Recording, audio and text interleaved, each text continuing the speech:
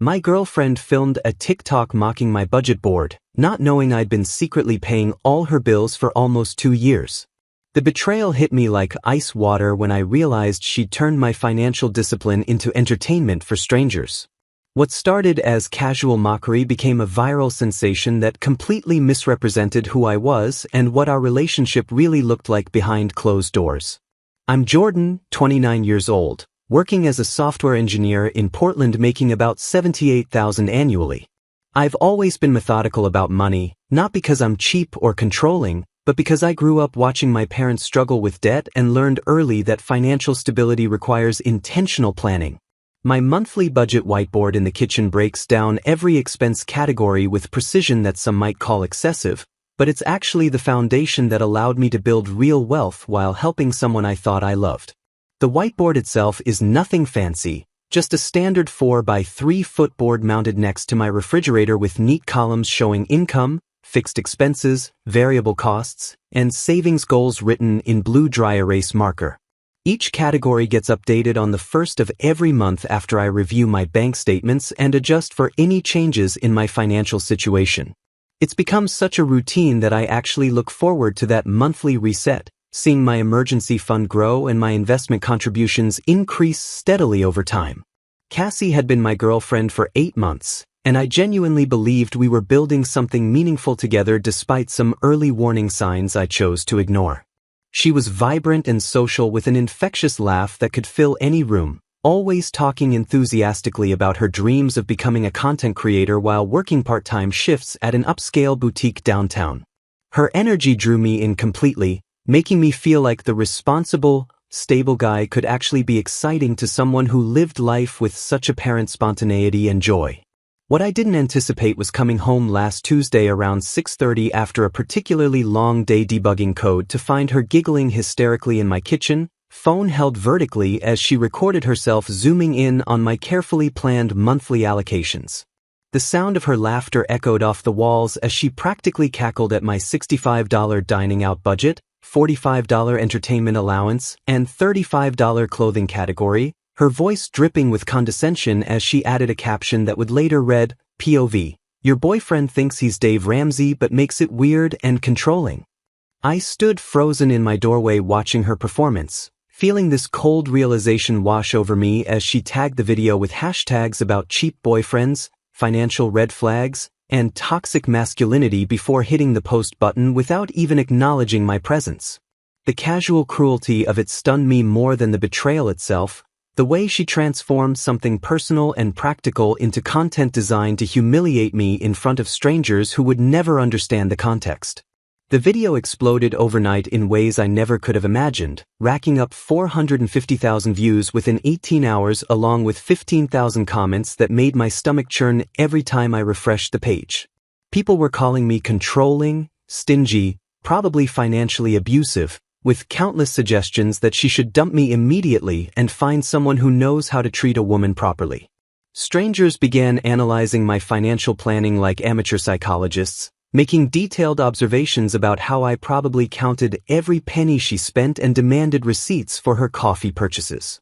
The comments section became a breeding ground for assumptions about my character, with people sharing their own horror stories about cheap ex-boyfriends and warning Cassie about the red flags they claimed to see in my budget categories. Some users even started making reaction videos to her original post, turning my personal financial planning into a broader discussion about financial compatibility and modern relationships. What made the entire situation infinitely worse was knowing that none of these hundreds of thousands of viewers had any idea what was actually happening behind the scenes in our relationship. For the past 20 months, I'd been quietly and consistently covering Cassie's $22,500 student loan debt payments, her $485 monthly BMW lease payment, and her $95 Verizon phone bill without ever asking for recognition or gratitude. She'd approached me about 8 months into our relationship with genuine tears streaming down her face, explaining in detail how her family had suddenly cut her off financially and she was drowning in debt that threatened to destroy her credit score and future opportunities.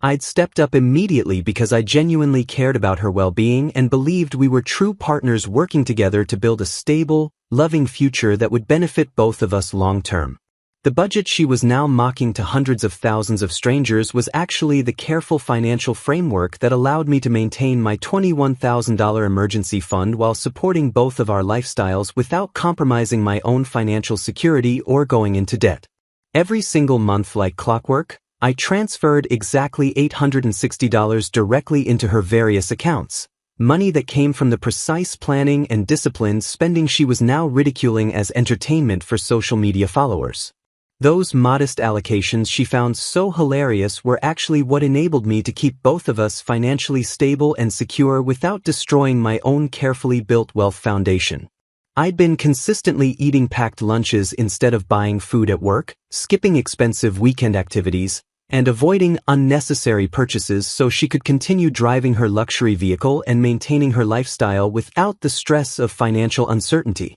Watching thousands of strangers laugh at my financial responsibility while having absolutely no clue that I was actively supporting someone who clearly had zero respect for my sacrifice felt like getting repeatedly punched in the gut by people who would never understand the full story. I decided to fire back with a comment that would reveal the truth about our financial situation, which immediately went viral and completely flipped the narrative in ways I never anticipated. After stewing over the humiliation for about 6 hours and watching the comment count climb past 12,000, I finally opened the TikTok app and typed out a response that laid bare the reality of our relationship dynamic. My comment was straightforward and factual, explaining that the budget she was mocking was how I maintained financial stability while covering her $22,500 student loan debt, her monthly BMW lease payment, her phone bill, and various other expenses totaling over $800 monthly for nearly 2 years. I included specific numbers and time frames to make it clear that this wasn't some bitter ex-boyfriend making wild accusations, but documented financial support that could be verified through bank records and payment histories. Within 3 hours, my comment had exploded to 95,000 likes and spawned hundreds of reply threads where people began questioning Cassie's character and calling out her hypocrisy in devastating detail. The narrative shifted completely as viewers started screenshot hunting through her social media profiles, finding evidence of expensive purchases, luxury experiences, and lifestyle choices that clearly didn't align with someone working part-time retail who supposedly couldn't afford basic bills. Users began creating compilation videos showing her designer handbags, frequent restaurant check-ins, and vacation photos that painted a picture of someone living far beyond their stated means while being subsidized by someone they were now publicly humiliating. The backlash was swift and brutal, with new comments pouring in every minute calling her ungrateful, manipulative, and a gold digger who bit the hand that fed her. Wednesday morning around 10:30, Cassie stormed into my tech company's downtown office lobby in complete hysterics, tears streaming down her face as she demanded that security help her find me immediately. The receptionist called my extension while Cassie paced frantically in the waiting area, gesticulating wildly and loudly accusing me of weaponizing our private finances to humiliate her online in front of hundreds of thousands of people. My coworkers gathered near the elevator bank, watching through the glass partition as she continued her emotional breakdown, alternating between sobbing and shouting about how I'd violated her trust and destroyed her reputation for revenge. When I finally came downstairs, she immediately launched into accusations about how I'd deliberately sabotaged her content creation dreams and turned her followers against her by sharing private information that was supposed to remain confidential between partners. I listened calmly to her rant about privacy violations and emotional abuse before calmly explaining that she'd made our financial situation public first by mocking my budgeting habits to nearly 500,000 strangers, so any expectation of privacy had already been destroyed by her own actions. The conversation lasted maybe 5 minutes before I told her clearly and directly that our relationship was over, effective immediately, and that I would be canceling all financial support starting that afternoon. Her face went through a series of expressions ranging from shock to panic to fury as the reality of losing her financial safety net hit her in real time. I spent my lunch break making the necessary calls to cut off her support system, starting with her student loan servicer to remove my bank account from the autopay system that had been handling her monthly payments automatically. The representative required verbal confirmation and my social security number to verify my identity before canceling the payment authorization that had been in place for 20 months. Next, I called BMW Financial Services to inform them that I would no longer be making lease payments on Cassie's vehicle, providing them with the account number and explaining that the primary lessee needed to arrange alternative payment methods immediately. The customer service representative warned me that missed payments would affect the primary lessee's credit score and could result in vehicle repossession if alternative arrangements weren't made within 15 days of the next due date. Finally, I contacted Verizon to remove her line from my family plan, which would result in her phone service being suspended unless she established her own account and payment method before the next billing cycle. My coworkers who had witnessed the lobby drama were initially shocked by the entire situation, but became increasingly supportive once they understood the full context of what had been happening behind the scenes. Several of them admitted they'd seen Cassie's original video and had felt bad for her, thinking she was dating someone financially controlling, but now realized the situation was completely different than what she'd presented to the public. That evening, while reviewing my bank statements to calculate exactly how much money I'd been spending on Cassie's expenses, I decided to investigate her Amazon account activity since she'd been using my Prime membership for deliveries to her apartment. What I discovered made my blood boil in ways that surprised me with their intensity and scope of deception. Over the past 6 months, she'd been systematically ordering expensive skincare products, designer accessories, and luxury items through my account, carefully spacing out the orders to avoid raising suspicion while racking up an additional $3,400 in unauthorized charges. The purchase history showed everything from $200 face serums to designer phone cases, luxury bedding sets, and even expensive workout equipment that she'd apparently been buying and having delivered to her place without ever mentioning it to me. Each order was strategically placed during times when I was busy with work projects or traveling for business, designed to fly under my radar until the monthly credit card statement arrived. The betrayal felt even deeper than the TikTok humiliation because it represented months of calculated deception and theft disguised as casual use of a shared benefit. Over the next 5 days, Cassie's world completely crumbled as the reality of supporting herself financially hit her like a freight train she never saw coming. Her student loan servicer wasted no time sending automated emails and text messages demanding immediate payment of $380 monthly, with warnings that missed payments would result in late fees, credit score damage, and potential default status that could affect her ability to secure future loans or rental agreements. BMW Financial proved even more aggressive, sending her certified letters within 48 hours explaining that her lease payment was now 15 days overdue and that vehicle repossession would be scheduled automatically if payment wasn't received within the specified timeframe. Her phone service got cut off exactly when Verizon said it would, leaving her scrambling to establish new service while dealing with activation fees and security deposits she'd never had to consider when riding on my family plan. The panic in her voice was evident when she started calling me from her work phone, leaving increasingly desperate voicemails begging me to reconsider and explaining that she never intended for things to escalate this far. By Friday afternoon, she'd enlisted her best friend Madison and her helicopter mother Linda to stage what could only be described as an intervention at my apartment complex, where they positioned themselves in the parking lot to publicly shame me in front of neighbors and anyone else who happened to be passing by. Madison brought a small Bluetooth speaker and started playing music while they took turns loudly discussing my supposed abandonment of a struggling woman who had nowhere else to turn for help. Linda proved especially dramatic, pacing around the courtyard while gesticulating wildly and announcing to anyone within earshot that her daughter was being financially abused by a man who pretended to care about her but was actually controlling and manipulative. They positioned themselves directly beneath my second-floor balcony, clearly hoping to force me into a public confrontation that would make me look like the villain in whatever narrative they were trying to construct. I calmly pulled out my phone and started recording the entire spectacle from my balcony, capturing their manipulation tactics and public disturbance in high-definition detail while they performed their dramatic scene below.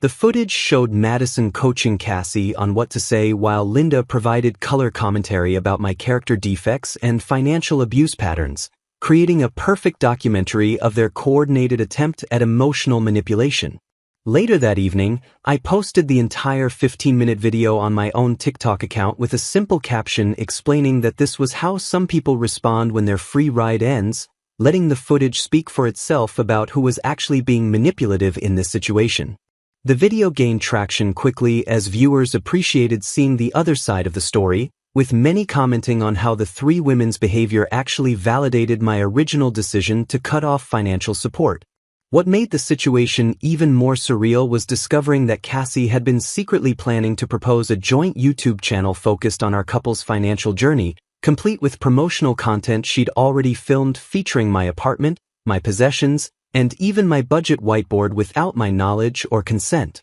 I found drafts of video scripts on a shared Google document she'd forgotten to remove my access from, outlining episodes about budgeting as a couple, financial goal setting, and building wealth together that would have featured her as the aspirational lifestyle expert and me as the practical money manager. The irony was staggering considering she'd just publicly humiliated me for the exact same financial planning she'd been planning to monetize for content creation. Her proposed channel description talked about authentic financial transparency and helping young couples navigate money challenges together, which felt like a complete fantasy given that she'd never contributed a single dollar to our shared expenses. The promotional footage she'd secretly recorded showed her walking through my apartment pointing out organizational systems, discussing my investment strategy, and even flipping through my financial planning books while presenting herself as an equal partner in wealth-building decisions she'd never actually participated in making. She'd apparently planned to position herself as the relatable, aspirational half of our financial team while keeping the reality of our one-sided financial arrangement completely hidden from potential viewers and sponsors.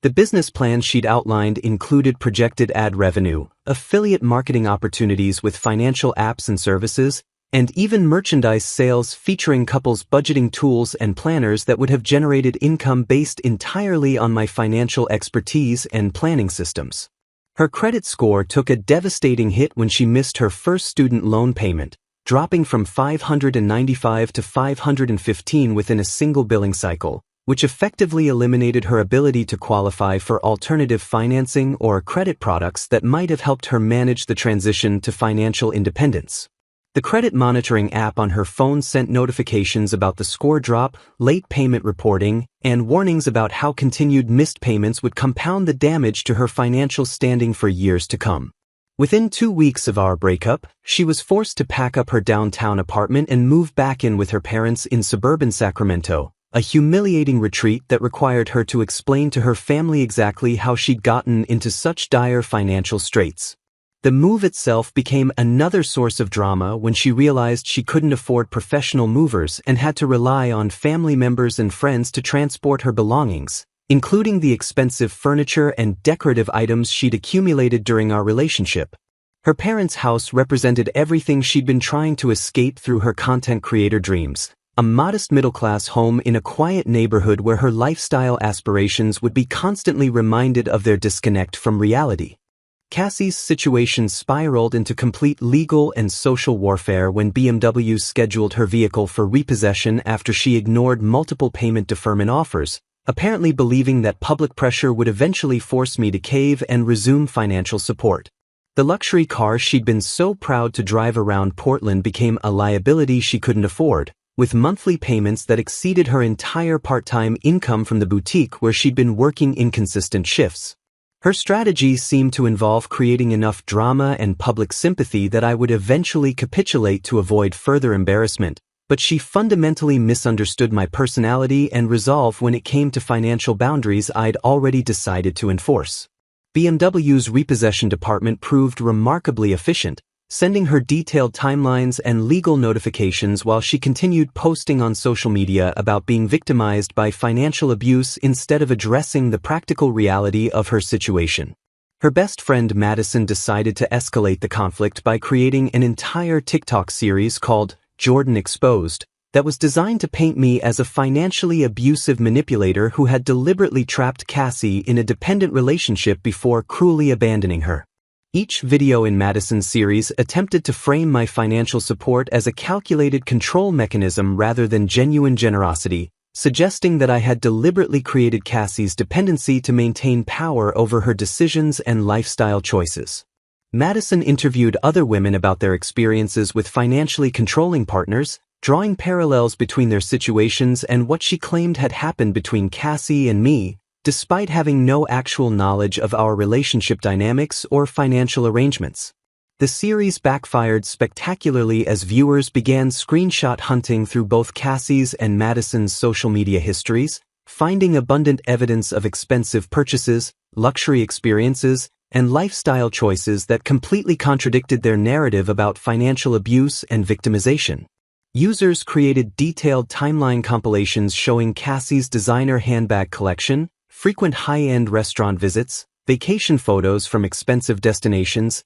and shopping sprees that painted a clear picture of someone living far beyond their stated means while being subsidized by someone they were now publicly attacking. The comment sections on Madison's videos became battlegrounds where viewers shared their own experiences with genuinely financially abusive relationships, pointing out how Cassie's situation was actually the opposite of typical abuse patterns since I had been providing financial support without demanding control over her spending or lifestyle choices. Many users noted that real financial abuse involves restricting access to money and controlling spending decisions, while I had actually been enabling Cassie's expensive lifestyle without requiring any accountability or contribution from her. The most dramatic twist occurred when Cassie made the catastrophic decision to hire her uncle's small-town law firm to pursue a lawsuit claiming promissory estoppel, arguing that I had made verbal promises of permanent financial support that created a legally binding obligation regardless of our relationship status.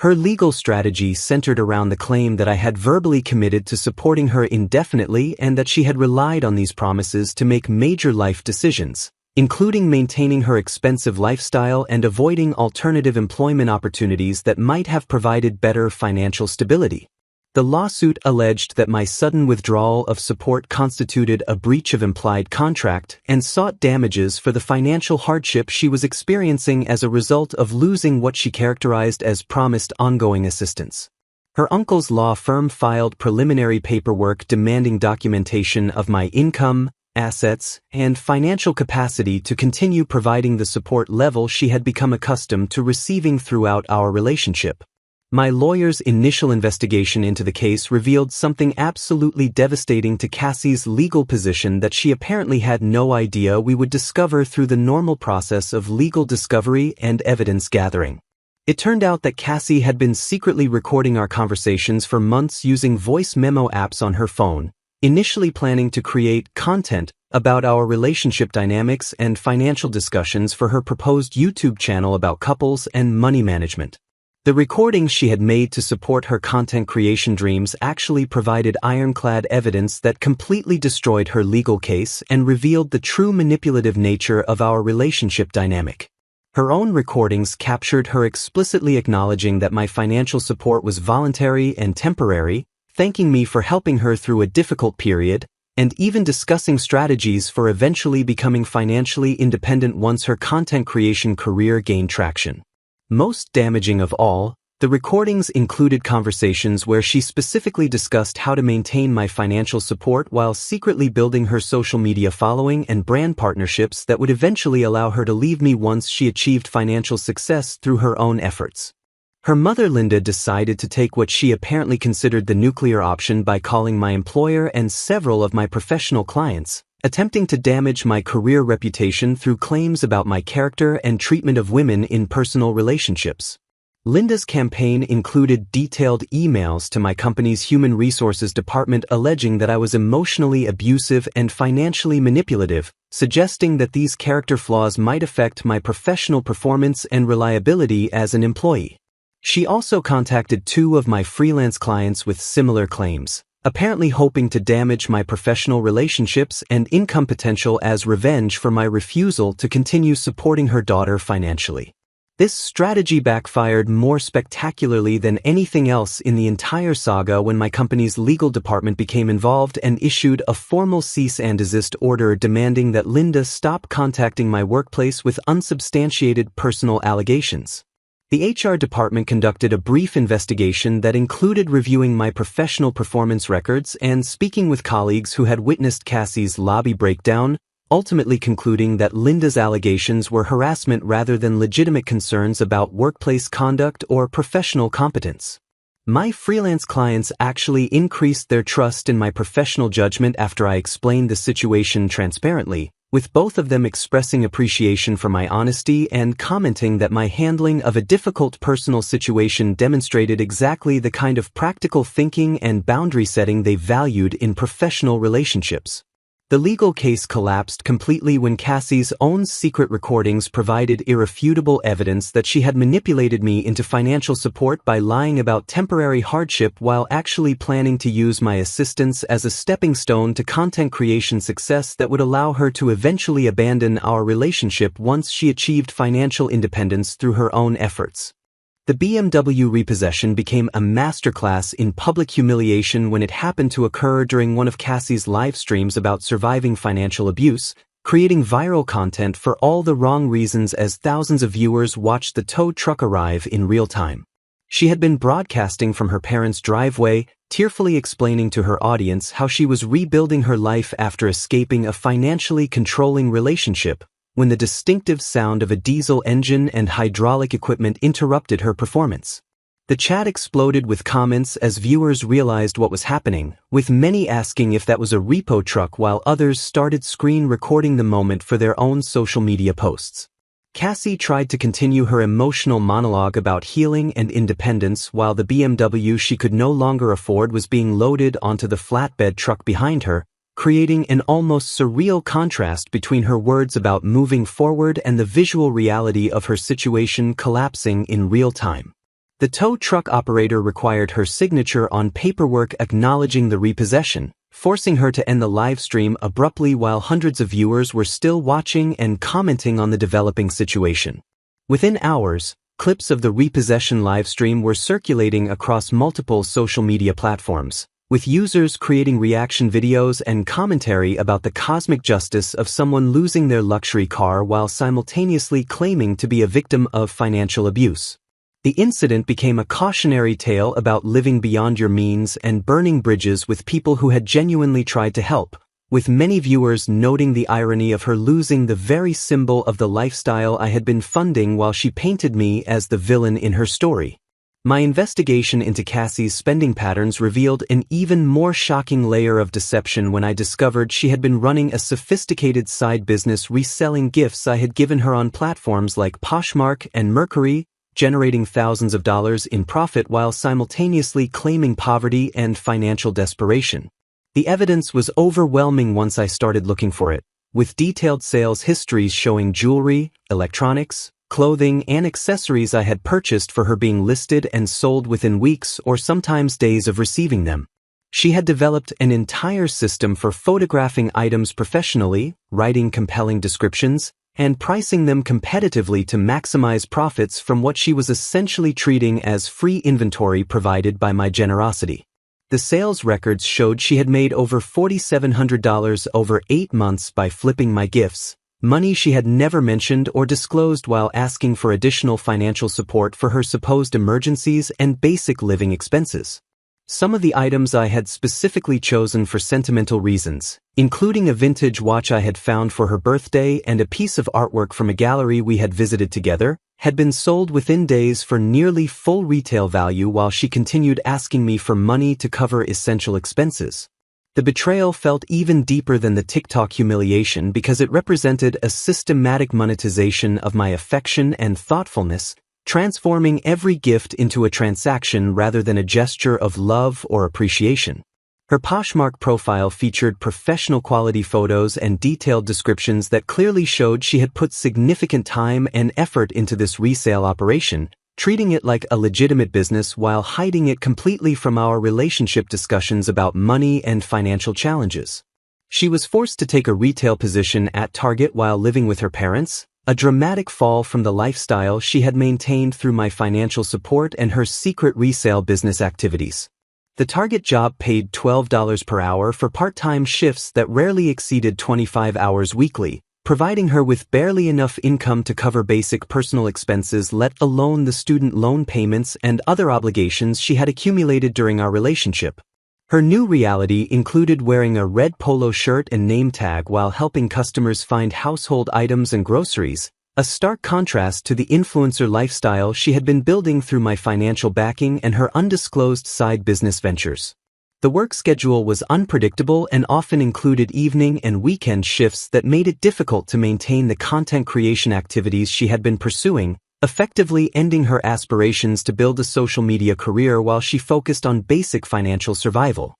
Her TikTok account hemorrhaged followers as more evidence of her deceptive behavior surfaced through the ongoing legal discovery process and social media investigations by users who had become invested in the story. The follower count that had peaked at over 60,000 during the height of her original video's virality dropped to less than 15,000 as people lost interest in someone whose credibility had been completely destroyed by documented evidence of manipulation and fraud. Many of her remaining followers were people who stayed specifically to watch her downfall continue, leaving comments that ranged from schadenfreude to genuine disappointment in someone they had initially supported during what they thought was an unfair situation. Meanwhile, my life improved dramatically with the extra $1,560 monthly that was no longer being diverted to support someone who clearly had no appreciation for my sacrifice or generosity. I immediately used the additional cash flow to pay off my car loan 18 months early, eliminating a monthly payment and saving thousands in future interest charges while improving my debt-to-income ratio for future financial planning.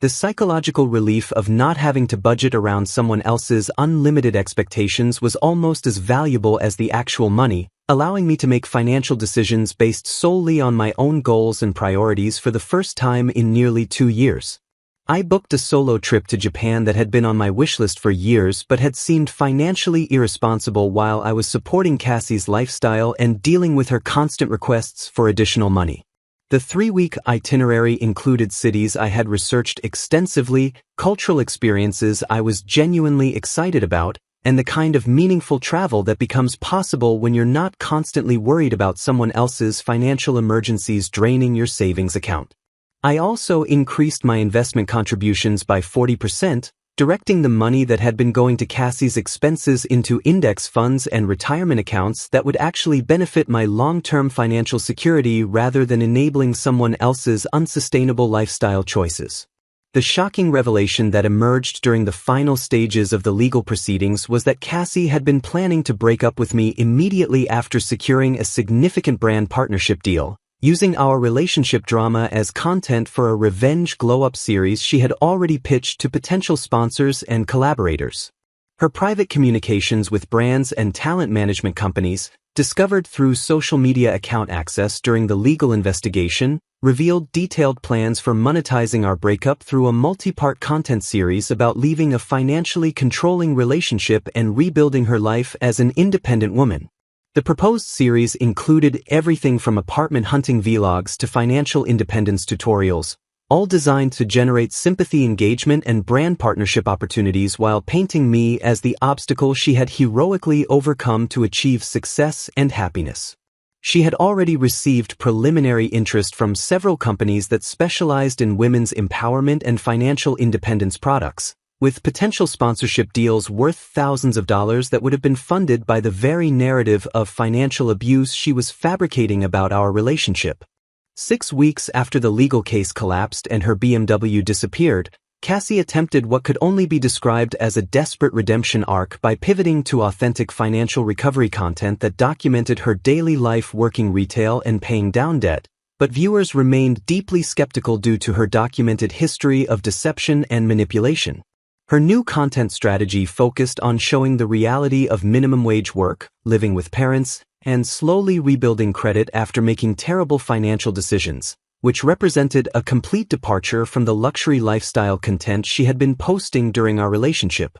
The transformation was jarring for anyone who had followed her previous content, watching someone who had regularly posted about designer purchases and expensive restaurants now documenting her lunch breaks at Target and carefully budgeting $20 for weekly groceries. She started each video with acknowledgments about past mistakes and promises to be completely transparent about her financial recovery journey, but the comment sections remained filled with viewers who remembered her original hypocrisy and questioned whether this new authenticity was just another performance designed to rehabilitate her image. Many users pointed out that her financial struggles were entirely self-inflicted and resulted from biting the hand that had fed her for nearly 2 years, making it difficult to generate genuine sympathy for someone who had systematically abused someone else's generosity before publicly humiliating them. Her daily routine now included driving a 2011 Nissan Sentra she had purchased from a Facebook Marketplace seller for $3,200, a vehicle that required constant maintenance and represented a dramatic downgrade from the luxury BMW she had lost to repossession. The car buying process itself became content as she documented searching for affordable transportation, negotiating with private sellers, and dealing with the reality of buying used vehicles without the financial safety net she had grown accustomed to during our relationship. Her videos about car shopping included honest discussions about limited budgets, mechanical inspections, and the anxiety of making major purchases when every dollar matters, which actually resonated with viewers who appreciated seeing someone deal with real financial constraints. The Sentra frequently appeared in her content as a symbol of her changed circumstances, with videos about oil changes, repair costs, and the practical challenges of maintaining an older vehicle on a limited income. She documented paying $295 monthly toward her student loans for what would now be the next 8 years, a stark reality that served as a constant reminder of the financial support she had destroyed through her own actions and poor judgment. The loan servicer had been unforgiving about her missed payments, adding late fees and penalties that increased her total balance while she was scrambling to establish new payment arrangements from her target income. Her monthly budget videos showed the brutal mathematics of trying to cover essential expenses on part-time retail wages, with student loan payments consuming nearly half of her monthly take-home pay before accounting for basic living costs. The contrast with her previous lifestyle was striking for anyone who remembered her casual spending on designer items and expensive experiences, now replaced by careful calculations about whether she could afford both lunch at work and gas for her car in the same week. Meanwhile, my life had transformed in ways that exceeded my most optimistic expectations when I had first decided to end the financial support and focus on my own goals and career development. I received an unexpected job offer from an innovative fintech startup that had been following my social media presence and professional reputation, offering a senior developer position with a salary increase of 30% along with equity options that could prove valuable if the company achieved its growth projections. The opportunity had emerged partly because of my transparent handling of the situation with Cassie, with the hiring manager specifically mentioning that my professional response to personal drama demonstrated exactly the kind of practical thinking and boundary setting they valued in their team members. The new position allowed me to work on cutting-edge financial technology projects that aligned perfectly with my personal interests in investing and wealth building, making my daily work feel more meaningful than it ever had at my previous company. I also received an invitation to speak at my alma mater's business school about financial literacy for young professionals, an opportunity that emerged from a professor who had seen the social media coverage and thought my story would resonate with students facing similar decisions about money and relationships. My emergency fund had grown to $28,500 within 6 weeks of ending the financial drain that Cassie had represented, allowing me to feel genuinely secure about my financial foundation for the first time in years. The psychological impact of watching my savings grow without constant requests for emergency assistance was almost as valuable as the actual money, providing peace of mind that had been completely absent during the relationship. I was pre-approved for a $420,000 mortgage with favorable terms that reflected my improved debt-to-income ratio and strong credit history, opening possibilities for homeownership that had seemed impossible while supporting someone else's unsustainable lifestyle. The downtown condo I had started researching represented everything I wanted in a living situation, with modern amenities, walkable access to work and entertainment, and the kind of space that would allow me to host friends and family without feeling cramped or apologetic about my living situation. The irony of Cassie's attempted recovery journey was that her authentic financial struggle content actually began gaining traction with viewers who appreciated seeing someone face real consequences for poor decisions, earning her first legitimate sponsorship deal with a budgeting app that specialized in helping people recover from financial mistakes. The app partnership was worth $1,200 over 6 months, requiring her to create monthly videos about her budgeting process and debt repayment progress while using their platform to track her expenses and financial goals. Her promotional videos for the budgeting app were surprisingly effective because they featured genuine struggle and realistic financial constraints rather than the performative lifestyle content that had characterized her previous efforts. The comments sections on her sponsored content remained divided between viewers who appreciated her apparent authenticity and those who couldn't forget her documented history of manipulation and deception. Many users noted the irony that she was now being paid to teach financial responsibility after having systematically abused someone else's financial generosity, while others argued that people deserved opportunities to learn from their mistakes and rebuild their credibility through consistent actions over time. The sponsorship represented her first legitimate income source beyond her target wages, providing a small financial boost that allowed her to consider moving out of her parents' house and establishing some independence, though still at a level far below the lifestyle she had maintained through my support. I'm concluding this story 3 months after everything began from my new downtown condo, reflecting on the profound lessons I learned about financial boundaries, self-respect, and recognizing manipulation tactics in relationships that I never want to repeat or ignore again. The view from my 15th floor living room overlooks the Portland skyline and represents everything I was able to achieve once I stopped subsidizing someone else's fantasy lifestyle and focused entirely on building my own financial future. The condo itself is a 1-bedroom unit with modern finishes, in-unit laundry, and a balcony that faces west toward the mountains, purchased with a down payment that would have been impossible if I had continued supporting Cassie's unlimited spending expectations and financial irresponsibility. Moving in required only 2 trips with my existing furniture and possessions, since I had never accumulated the kind of expensive lifestyle accessories that Cassie had considered essential, preferring to invest money rather than spend it on items that depreciate immediately after purchase.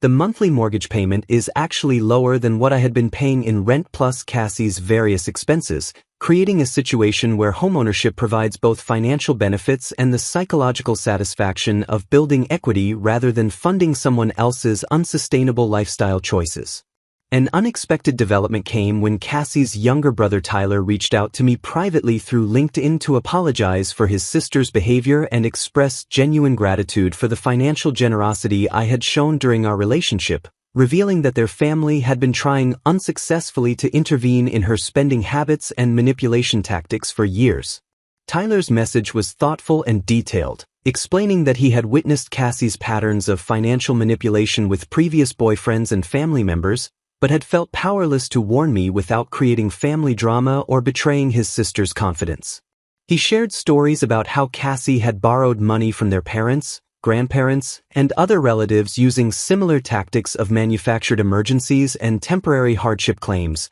always promising repayment that never materialized and often disappearing from family events when people started asking questions about the money. Tyler expressed particular regret about not warning me sooner, explaining that he had genuinely liked me during family gatherings and had hoped that maybe I would be different enough to inspire Cassie to change her manipulative behavior patterns. His message included appreciation for how I had handled the public situation with dignity and transparency, noting that many of Cassie's previous targets had simply disappeared quietly rather than exposing her tactics, which had allowed her to continue the same patterns with new victims. Tyler also revealed that the family had staged multiple interventions over the years trying to address Cassie's sense of entitlement and manipulative behavior, but that she had always managed to deflect responsibility and find new sources of financial support before facing real consequences for her actions. Looking back at my decision to respond publicly to Cassie's TikTok humiliation,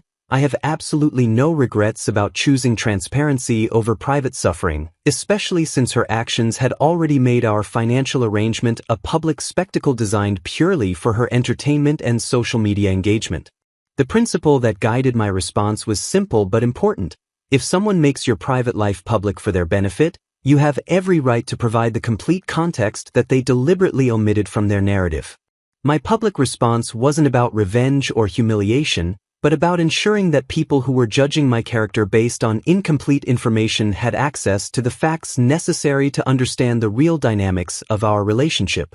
The experience taught me that some people will always try to control narratives by sharing only the parts of stories that benefit them, and that remaining silent in such situations often enables continued manipulation and deception rather than protecting anyone's dignity or privacy. I learned that financial generosity without clear boundaries and mutual respect becomes enabling rather than helping, and that people who truly appreciate support will never mock the source of that support for public entertainment or social media content. My budget whiteboard now hangs prominently in my new home office as a symbol of the financial discipline and planning that gave me the freedom to walk away from a toxic situation without financial hardship or long-term consequences. The whiteboard serves as a daily reminder that financial independence is the foundation of personal autonomy, and that sharing that independence with someone should enhance both people's lives rather than creating a one-sided dependency relationship that breeds resentment and entitlement.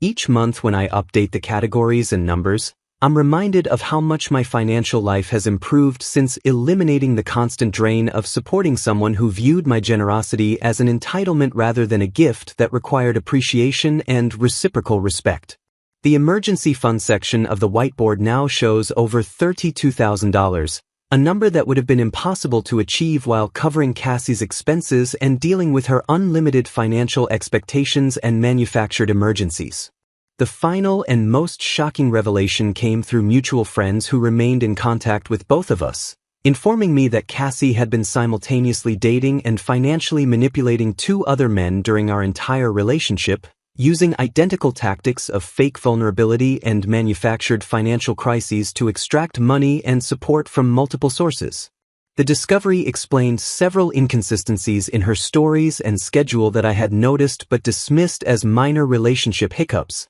when they were actually evidence of a coordinated deception campaign involving multiple victims who were all unaware of each other's existence. One of the other men was a graduate student she had met through social media who had been covering her gym membership and various subscription services, while the other was a coworker from her boutique job who had been providing grocery money and helping with her car insurance payments. Both men had believed they were in exclusive relationships with someone who was temporarily struggling financially, never realizing that they were part of an elaborate scheme designed to fund a lifestyle that none of them could have supported individually. The revelation recontextualized everything about our relationship, making me realize that her emotional manipulation and financial exploitation had been far more calculated and extensive than I had ever imagined during the months when I thought I was helping someone I genuinely cared about through a difficult period. Learning about the other victims actually provided closure rather than additional anger, since it confirmed that her behavior toward me was part of a systematic pattern rather than a personal failing or relationship dynamic that I had somehow created or enabled through my own actions.